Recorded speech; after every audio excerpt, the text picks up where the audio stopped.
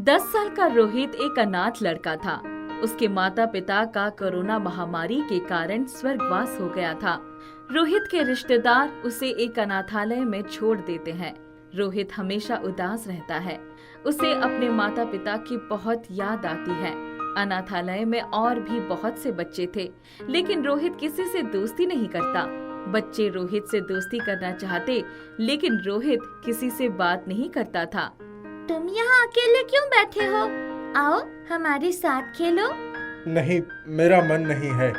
अगर तुम यूं ही अकेले बैठे रहोगे तो कोई तुम्हारा दोस्त नहीं बनेगा। मुझे कोई दोस्त नहीं चाहिए। तुम लोग जाओ यहाँ से। एक दिन अनाथालय में शहर का एक बड़ा व्यवसायी अपने बेटे के जन्मदिन के मौके पर कुछ दान देने आता है। वो अनाथालय के बच्चों के लिए कपड़े, फल और तरह की मिठाइयाँ लेके आता है। इन सब के साथ वो बच्चों को एक एक बॉक्स पिज्जा भी देता है। रोहित पिज्जा का बॉक्स लेकर अपने बेड पर चला जाता है। सभी बच्चे खुशी खुशी पिज्जा खाते हैं, लेकिन रोहित पिज्जा का बॉक्स खोलकर भी नहीं देखता। उसे अपने माता पिता के साथ बिताए समय की याद आती है। उसे पिज्जा बहुत पसंद था। उसके पिता अक्सर ऑफिस से आते समय उसके लिए पिज्जा लेकर आते थे। रोहित पिज्जा देखकर बहुत खुश होता और खुशी खुशी पिज्जा खाता था। मम्मी, पापा, आप कहाँ चले गए? मुझे आप लोगों की बहुत याद आती है। काश मैं भी आप लोगों के साथ चला जाता। तभी उसे एक आवाज सुनाई देती है। कहाँ जाना चाहते हो? रोहित घबराकर इधर उधर देखने लगता है। अरे, मैंने पूछा कहाँ जाना चाहते हो? पहले मुझे खा लो, फिर जहाँ जाना है चले जाओ। रोहित का ध्यान पिज्जा की ओर जाता है और वो देखता है कि ये पिज्जा की आवाज थी। तुम बोल सकते हो? हाँ भाई, मैं बोल भी सकता हूँ, सुन भी सकता हूँ और देख भी सकता हूँ। मुझे पाकर तो सभी बच्चे खुश हो जाते हैं, लेकिन तुम हो कि मुझे हाथ में पकड़कर रोते चले जा रहे हो। क्या हुआ? क्यों उदास हो? मुझे मेरी मम्मी पापा की बहुत याद आती है। मुझे उनके पास जाना है। वो मुझे अकेला छोड़कर भगवान के पास चले गए। तो ये बात है। प्यारे, जरा अपने आसपास देखो, कितने सारे बच्चे हैं और सभी तुम्हारी उम्र के आसपास ही हैं। इन लोगों को देखो, कितने खुश हैं, एक दूसरे के साथ खुशी खुशी खेल रहे हैं और कितने प्यार से मुझे खा रहे हैं। लेकिन मेरी मम्मी पापा नहीं है, मैं इसीलिए दुखी हूँ। बेटा, जिस तरह तुम्हारे मम्मी पापा तुम्हें इस दुनिया में अकेले छोड़कर चले गए, उसी तरह उनके मम्मी पापा भी नहीं हैं। लेकिन इन सब ने अपने मम्मी पापा की यादों को अपने दिल में रखकर एक दूसरे के साथ खुशी खुशी जीना सीख लिया है। फिर तुम ये सब क्यों नहीं कर सकते? रोहित कुछ सोच में पड़ जाता है। देखो दोस्त, तुम इस तरह उदास रहोगे तो कभी दोस्त नहीं बना पाओगे। तुम्हारे उदास रहने से तुम्हें मम्मी पापा वापस नहीं मिलेंगे, लेकिन अब तुम्हें अपने दोस्त बनाने होंगे जिनके साथ तुम अपनी आगे की जिंदगी बिता सको। तुम्हारी माता पिता की कमी तो कोई पूरी नहीं कर पाएगा, लेकिन यदि तुम किसी से बात नहीं करोगे, दोस्त नहीं बनाओगे तो हमेशा के लिए अकेले रह जाओगे। सही कहा तुमने, मैं सबसे दोस्ती करूंगा। लेकिन तुम तो पिज्जा हो, तुम बोल कैसे सकते हो? मैं जादुई पिज्जा हूँ। मैं बोल, सुन और सब देख भी सकता हूँ। मुझे बच्चों से बहुत प्यार है, क्योंकि बच्चों को मैं बहुत पसंद हूँ। मुझे देखकर बच्चों के चेहरे पर मुस्कान आ जाती है और उन्हें खुश देखकर मुझे बहुत खुशी होती है। लेकिन आज तुम्हें उदास देखा मुझसे रहा नहीं गया और मैं तुमसे बोलने लगा। मैं जानता हूँ कि तुम्हें भी मैं बहुत पसंद हूँ। जब भी तुम्हारे पापा तुम्हारे लिए पिज्जा लेते थे, तुम बड़े चाव से खाते थे और अभी तुम वही सब बातें याद कर रहे थे। बिल्कुल सही कहा, लेकिन तुम्हें कैसे पता चला कि मैं क्या सोच रहा था? अरे बाबा, बताया ना कि मैं एक जादुई पिज्जा हूँ। मैं सब जान लेता हूँ। चलो, अब तुम अपने दोस्तों के साथ मुझे शेयर करके खाओ। देखो, सब लोग कैसे मजे से खा रहे हैं और एक तुम हो कि यहाँ मुंह लटकाए बैठे हो। रोहित खुशी खुशी उठता है और अन्य बच्चों के पास जाता है। क्या मैं तुम लोगों के साथ बैठकर पिज्जा खा सकता हूँ? है, क्यों नहीं? हम तो हमेशा तुम्हें अपने साथ खेलने और खाने को बुलाते थे, लेकिन तुम ही नहीं आते थे। हाँ, मैं अभी तक अपनी ही दुनिया में जी रहा था। जिसमें केवल दुख और उदासी भरी थी। लेकिन मेरे एक बहुत प्यारे दोस्त ने मुझे समझाया कि अकेला रहने से अच्छा मुझे अपने नए दोस्त बनाने चाहिए और अपने नए दोस्तों के साथ सुख दुख बांटने चाहिए, जिससे मैं कभी अकेलापन महसूस नहीं करूंगा। अच्छा, कौन है वो तुम्हारे दोस्त? यहाँ तो तुम किसी से बात नहीं करते। है एक दोस्त जो सबके साथ है, लेकिन वो किसी के सामने नहीं आता। मतलब कौन है जो किसी के सामने नहीं आता? अरे मैं तो ऐसे ही कह रहा था। आओ ना, सब लोग पिज्जा खाते हैं। पिज्जा ठंडा हो रहा है। सब बच्चे खुशी खुशी मिलकर पिज्जा खाते हैं। उस दिन के बाद रोहित सबके साथ मिलकर रहने लगा। भावपुर नाम में मीना नाम की एक गरीब औरत रहती थी। उसका ढोलू नाम का एक बेटा था। ढोलू सिर्फ नाम का ही ढोलू नहीं था, बल्कि ढोल के जैसा डील डॉल और मोटा भी था। उसका ढोल के जैसा पेट था और उसे मिठाई खाने का बहुत शौक था।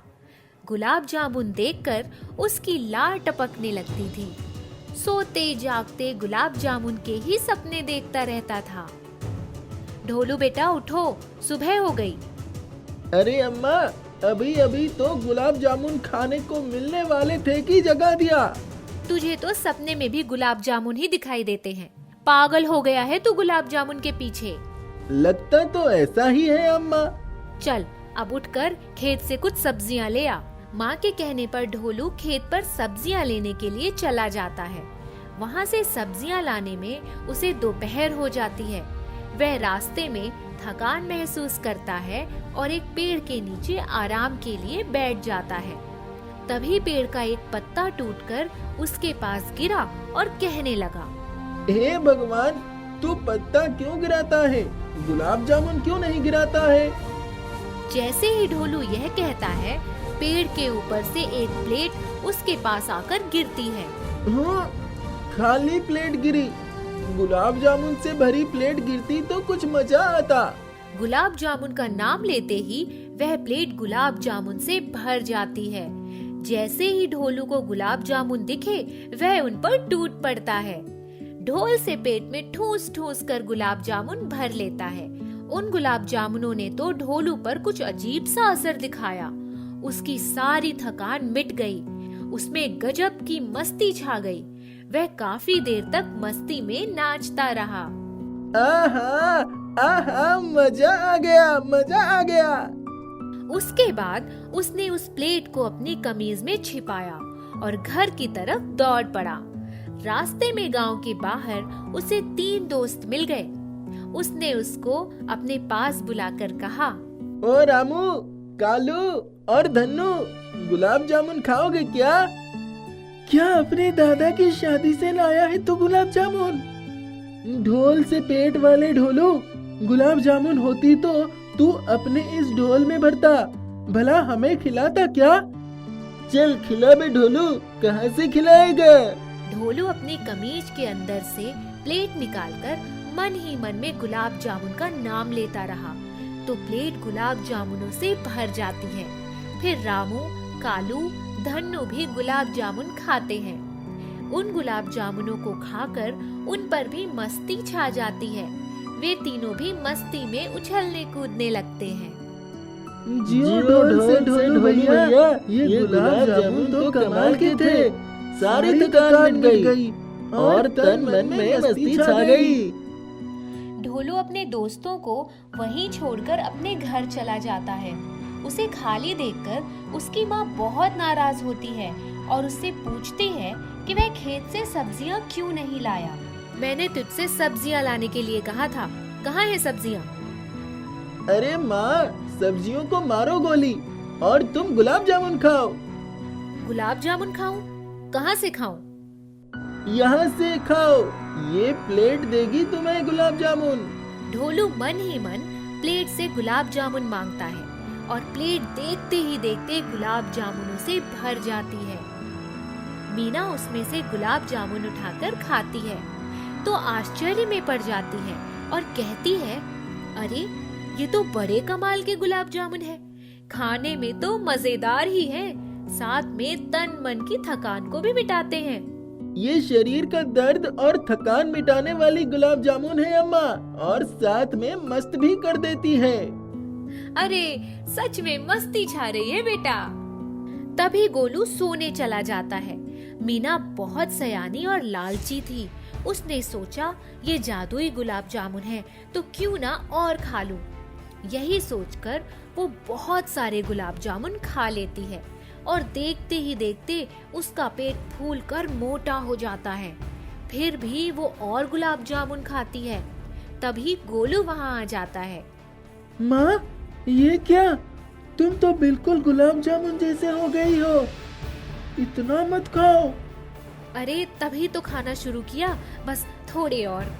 इतना कहकर वो थोड़े और गुलाब जामुन खा लेती है और उसके पेट में बहुत जोर से दर्द होने लगता है। हाय, मैं मर गई, मेरा पेट फट जाएगा। गोलू, जा कोई दवा ले आ, मुझे बचा ले पेट दर्द से। तभी गोलू भागता हुआ डॉक्टर के पास जा रहा था। उसे रास्ते में पुजारी जी मिलते हैं। अरे गोलू, कहाँ भाग जा रहा है? वो मेरी माँ ने जादुई गुलाब जामुन खाए और अब वो खुद गुलाब जामुन जैसे हो गई है और पेट में दर्द भी है। किसी भी चीज को जरूरत से ज्यादा खाओगे तो यही होगा ना। एक काम करो, घर जाओ और उन जादुई गुलाब जामुन की पूजा करो और प्रसाद के रूप में सिर्फ एक ही खाओ और अपनी माँ को भी दो और बाकी लोगों में भी बांट दो। सब ठीक हो जाएगा। गोलू पुजारी जी के कहने जैसा ही करता है। कुछ दिन में उसकी माँ ठीक हो जाती है। उन्हें भी अपनी गलती समझ में आती है, इसलिए गोलू उन जादुई गुलाब जामुन को पुजारी जी को दे देता है ताकि भगवान को भोग में चढ़ा सके। एक गांव में पवनलाल नाम का एक व्यक्ति रहता था। उसके पास एक खेत था, लेकिन वह खेत बंजर था। पवनलाल कई बार उस पर फसल लगाने की कोशिश करता, लेकिन कभी फसल नहीं होती। पवनलाल इस बात से बहुत दुखी रहता था। यही वजह थी कि वह बहुत ही गरीब व्यक्ति था। वह हर रोज भगवान से यही कहकर सोता कि भगवान, अगली सुबह जब मैं उठूं तो मेरी खेत अच्छी हो जाए, मैं उस पर खेती कर पाऊं। वह दिल का बहुत ही साफ व्यक्ति था। खुद की खेत बंजर थी, इसीलिए दूसरे की खेत पर मदद करके खुश रहता था। पवनलाल बहुत उदास रहता और हर वक्त सोचते रहता कि कैसे खेत को बंजर से हरा भरा बनाया जाए। एक दिन गांव में एक सिद्ध बाबा आते हैं। सभी का मानना था कि बाबा के पास सभी समस्याओं का समाधान है। सभी बाबा के पास मदद मांगने के लिए गए। पवनलाल भी बाबा के पास गया। बाबा, मेरी खेत बंजारा हो चुकी है। बरसात के समय में भी वो बंजार ही रहती है। कितना भी पानी डालूं कोई फर्क नहीं पड़ता। मैं उस पर फसलें नहीं उगा पाता हूँ। बहुत समस्या है, पैसों की क्या करूँ? बेटा, मैं तुम्हारी मदद जरूर करूंगा। तुम एक काम करो, ये मिट्टी लो। यह मिट्टी जादुई मिट्टी है। जब तुम इस मिट्टी को अपने खेत पर जाकर डालोगे, उसके ठीक बाद से तुम्हारी खेत अच्छी हो जाएगी और उस पर बहुत अच्छी फसल उगेंगे। इतने उगेंगे जिन्हें तुम संभाल भी नहीं पाओगे। बाबा, बहुत बहुत धन्यवाद। ये बताइए, मैं आपके लिए क्या कर सकता हूँ? अभी मुझे कुछ नहीं चाहिए। जब समय आएगा तब मैं तुमसे कुछ मांग लूंगा। अभी मुझे किसी चीज की कोई कमी नहीं है। जी ठीक है बाबा, मैं हमेशा आपकी मदद के लिए खड़ा रहूंगा। पवनलाल मिट्टी को अपने खेत पर ले जाकर डाल देता है। अगले ही दिन पवनलाल की खेत आम खेतों जैसी हो जाती है। वह खेत में बीज डालता है और फसल तैयार होने का इंतजार करता है। कुछ ही दिनों में हरी हरी फसल तैयार हो जाते हैं और खेत फसलों से भर चुका होता है। तुरंत पवनलाल ने उसे काट लिया और उसे शहर ले जाकर बेच दिया। अब नए फसल उगने का इंतजार करता है। फसल बहुत जल्दी तैयार हो जाती है। पवनलाल ने ढेर सारे पैसे कमाने शुरू कर दिए। धीरे धीरे पूरे गांव में जादुई मिट्टी की बात फैल गई। सभी गांव वाले बाबा से जादुई मिट्टी मांगने जाने लगे। हर रोज भीड़ लग जाती थी। बाबा किसी को जादुई मिट्टी नहीं देते थे और सभी लोगों से तंग आकर गांव छोड़कर भाग जाते। इधर पवनलाल फसल उगाया करता, उसे बेचा करता और ढेर सारे पैसे कमाता। ज्यादा पैसे कमाने के बाद पवनलाल के अंदर घमंड आ गया। वह किसी को कुछ नहीं समझता, सभी गरीबों से बहुत काम करवाता था और बदले में थोड़े ही पैसे दिया करता। जब वह मजदूर बहस करते तो उन्हें मारा पीटा करता था। दिन प्रतिदिन पवनलाल और भी घमंडी होता जा रहा था। कोई गरीब उसके आसपास से भी गुजर जाता तो उसे दुत्कार देता था। वह खुद को सबसे अमीर इंसान समझता था। उसे लगता था इस दुनिया में उस जैसा कोई नहीं, वह जो चाहे कर सकता है। इसी तरह कई साल बीत गए। गांव का कोई भी व्यक्ति पवनलाल को पसंद नहीं करता था। एक दिन पवनलाल खेत के सारे काम खत्म करके घर जा रहा था। उसके सामने एक भिखारी आया और पवनलाल से कुछ पैसे और खाने मांगने लगता है।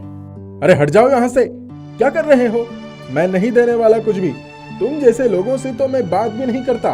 पवनलाल, मैं वही बाबा हूँ जिसने तुम्हें जादुई मिट्टी दी थी। इस गांव से भागने के बाद मेरी बहुत ही बुरी स्थिति हो गई है, कृपया मेरी मदद कर दो। अरे मैं नहीं जानता किसी बाबा को। कौन हो आप? कौन सी जादुई मिट्टी? निकल जाओ यहाँ से। तुमने मुझसे कहा था तुम मुझे कुछ देना चाहते हो, तभी मैंने तुमसे कहा था समय आने पर कुछ मांगूंगा। अब यही सही समय है, कृपया मेरी मदद कर दो। अरे कितनी बार बोलूं, मैं नहीं जानता आपको। हटिए यहाँ से। कोई भी भिखारी उठकर मेरे पास आ जाता है। बाबा को पवनलाल की बात सुनकर गुस्सा आता है। जिस धन और खेत की वजह से तुम आज इतना घमंड कर रहे हो, देखना वो सब खत्म हो जाएगा। मैं तुम्हें श्राप देता हूँ कि आज से और अभी से ही तुम्हारी खेत पहले जैसे ही बंजार हो जाए। हे मेरी जादुई मिट्टी, अपना कमाल दिखाना बंद कर दे। पवनलाल बाबा की बातों को नजरअंदाज करके घमंड में चला जाता है, लेकिन उसे पता चलता है कि अब उसकी खेत वापस पहले जैसे ही बंजर हो गई है। सारे हरे भरे फसल मुरझा कर गिर चुके हैं। धीरे धीरे उसके सारे पैसे भी खत्म होने लगे। अब वह पहले जैसा ही हो चुका था। पवनलाल अपनी गलती पर बहुत पछताया। उसने बाबा को गांव में खोजने की बहुत कोशिश की, लेकिन बाबा उसे कभी नहीं मिले।